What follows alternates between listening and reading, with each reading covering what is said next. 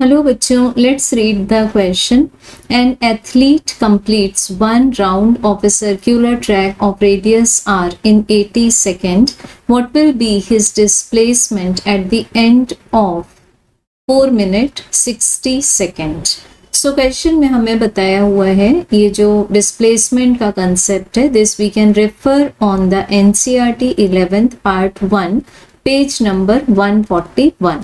सो basically इस page पर हमें बताया हुआ है कि displacement is equals to the coordinate for the final position minus the initial position. और हम ले सकते हैं इनिशियल एंड फाइनल पोजीशन के बीच में हमें बिल्कुल शॉर्टेस्ट डिस्टेंस क्या मिलता है, that is also known as the displacement.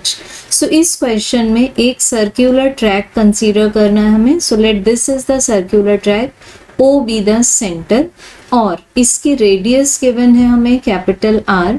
अब एक एथलीट इसका वन कंप्लीट राउंड का मीनिंग हुआ one circumference which will be 2 pi R. सो इसके लिए वो टाइम स्पेंड करता है 80 सेकेंड और हमें बताना है कि 4 मिनट 60 सेकेंड के बाद उसका डिस्प्लेसमेंट क्या होगा. तो सबसे पहले तो जो गिवन टाइम है उसको हम कंप्लीटली कन्वर्ट कर लेते हैं सेकेंड में. सो पहले हम लोग कन्वर्ट करेंगे 4 मिनट को. सो 4 इज मल्टीप्लाइड बाय 60.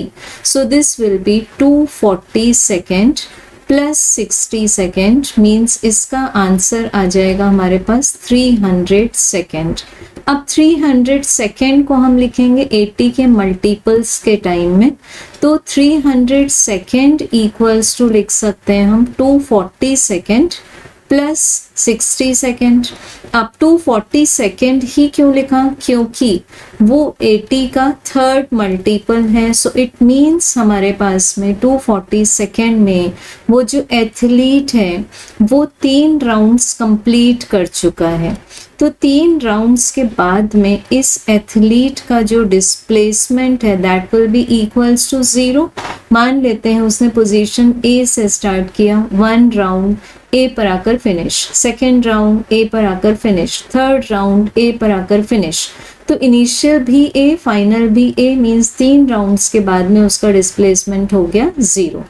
अब बात बचती है हमारे पास 60 सेकेंड में कितना डिस्प्लेसमेंट होगा. तो इसके लिए हम लोग यहाँ पर एक एक्स्ट्रा कैलकुलेशन करेंगे कि 80 सेकेंड में ये एथलीट कंप्लीट करता है 1 राउंड. तो 60 सेकेंड में ये एथलीट कंप्लीट करेगा 1 divided by 80 multiplied by 60. So basically बच्चों यहाँ पर हमने क्या किया है, यूनिटरी मेथड अप्लाई कर दिया. सो ये कितने राउंड्स बन गए, 3/4 राउंड. तो जो लास्ट का 60 सेकेंड है उसमें उसने कंप्लीट किया 3/4 राउंड. तो हम एक राउंड को 4 पार्ट्स में डिवाइड कर देते हैं. सो A से स्टार्ट किया, this will be 1/4, then this half means semi circle will be 2/4 and up to this point P this will be 3/4. तो अगर हम A से लेकर P तक का डिस्टेंस चेक करें so this will be 3/4 round. But हमें यहाँ फाइंड करना है डिस्प्लेसमेंट. तो हम A से P को ज्वाइन कर देंगे. It means what we are finding out the shortest distance between the final position and the initial. अब हम इस ट्राइंगल को बना लेंगे. So this is 90 degree. So हमें बेसिकली क्या फाइंड करना है, AP.